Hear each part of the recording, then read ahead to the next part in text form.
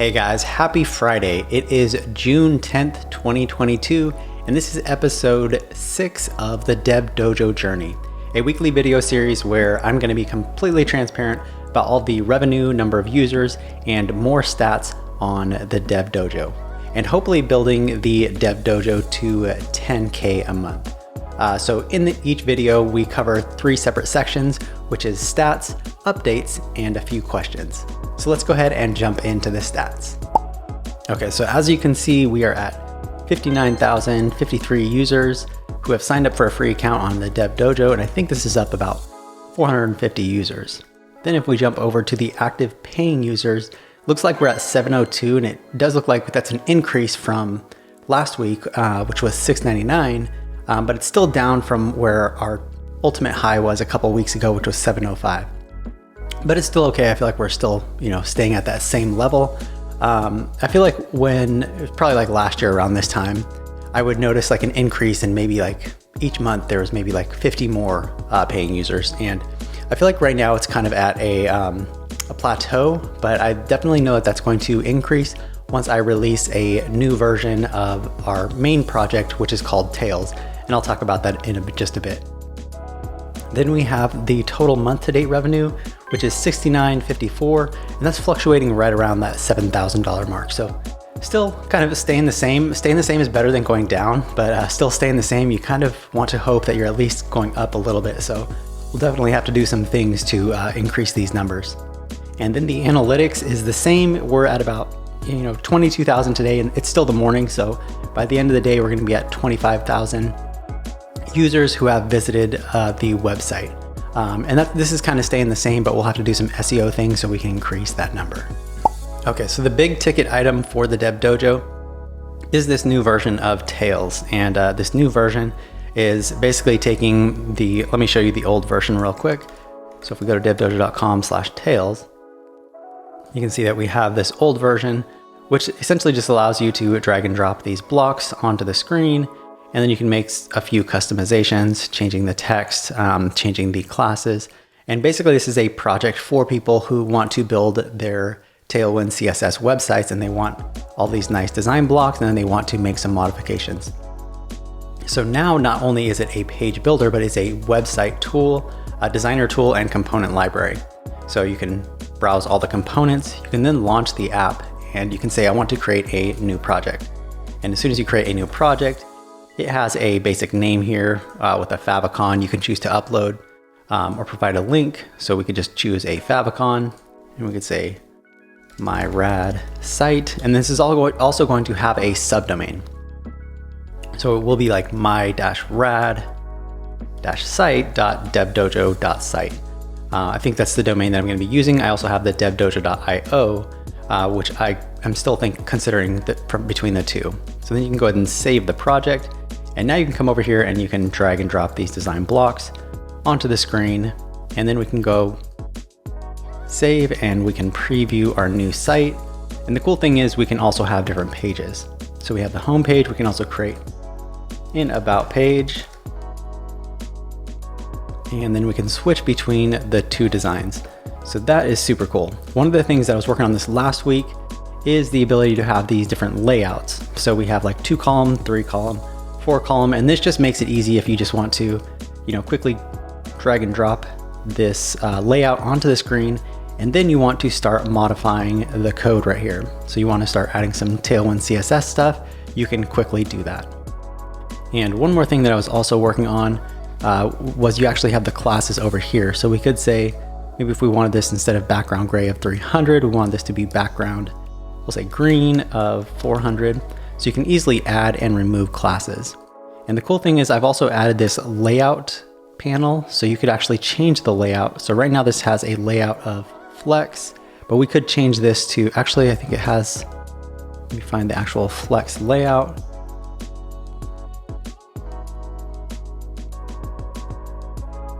Okay, so this is a layout of flex, but I could choose to make it block, grid, inline block, inline flex, or I could make it hidden. So I click on the hidden, it's actually going to replace that class. I could then say, no, I want this to be flex.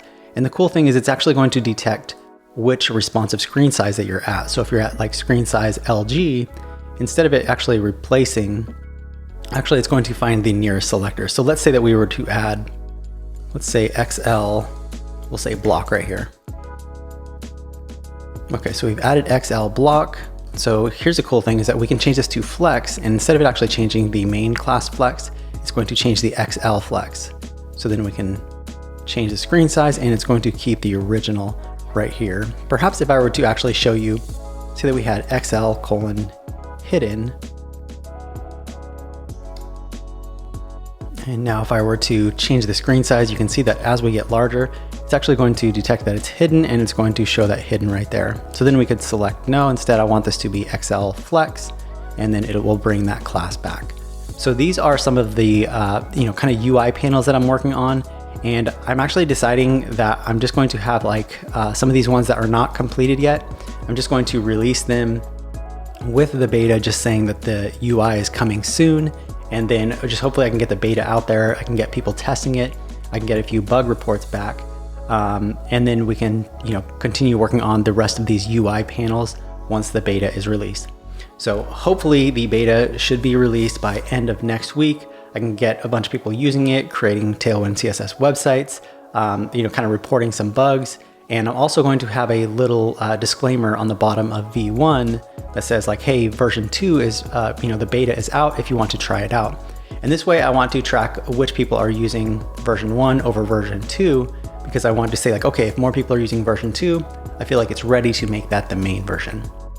So that's one thing that I have been working on.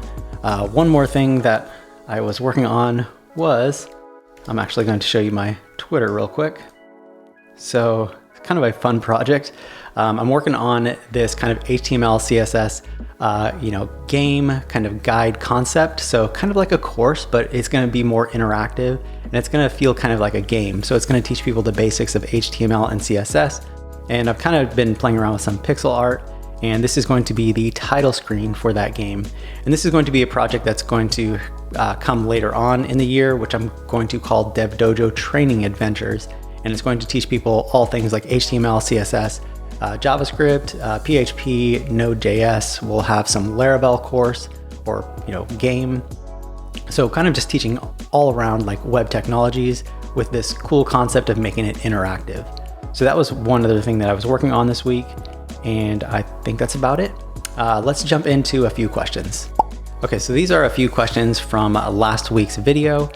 Dawson Dev says, would you be able to share a little bit about your server infrastructure if possible, and which hosting provider you are using for DevDojo? So I'm actually using Laravel Forge. So if you go to forge.laravel.com, it is a full Laravel application.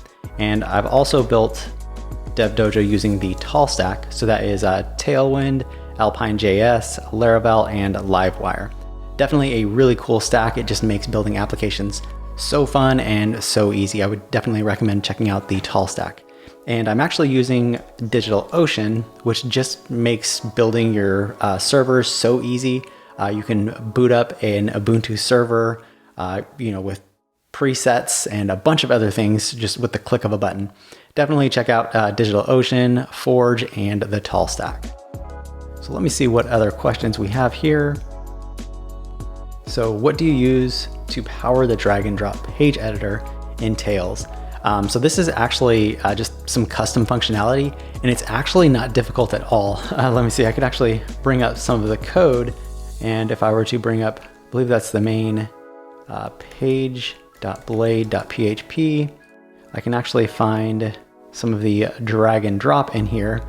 So using Alpine.js, you can actually just use any of the default JavaScript events. And one of them is like drag enter, drag over, and drag leave.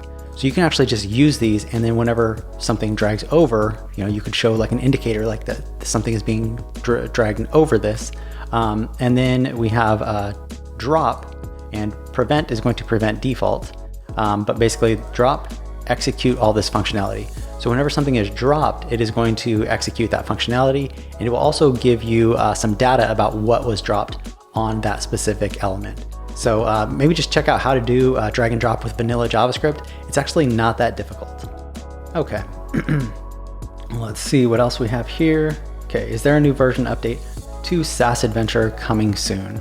So if you're not aware, SaaS Adventure is a course where you can learn how to create your own software as a service using Laravel. And I created this a couple years back. It's based on Laravel 6, and currently the new version is Laravel 9.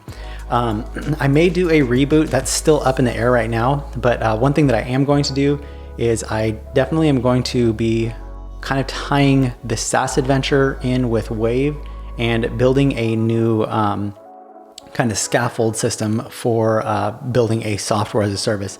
I was actually going to make it fully automated. It was going to be a new app on DevDojo. I was going to call it Foundation. It's basically going to be the foundation for your app. So you would connect your DigitalOcean account. You would say all the different options that you want. Like, do you want social authentication? What kind of billing provider do you want to use? You want to use Stripe or Paddle? Basically go through this wizard, and then it boots this, it sets it all up on your DigitalOcean server, and you have a software as a service right there. You can then edit the code. The code is actually going to be linked to your GitHub. Still kind of ironing out the details. But if there's not a reboot of SaaS Adventure, there is going to be kind of like a hybrid of SaaS Adventure and Wave. So hopefully that makes sense. If you do have any other questions, be sure to ask them in the comments below. And I think that's all the questions that we have for now. So one last thing before closing out this video is you may know this awesome t-shirt that I'm wearing.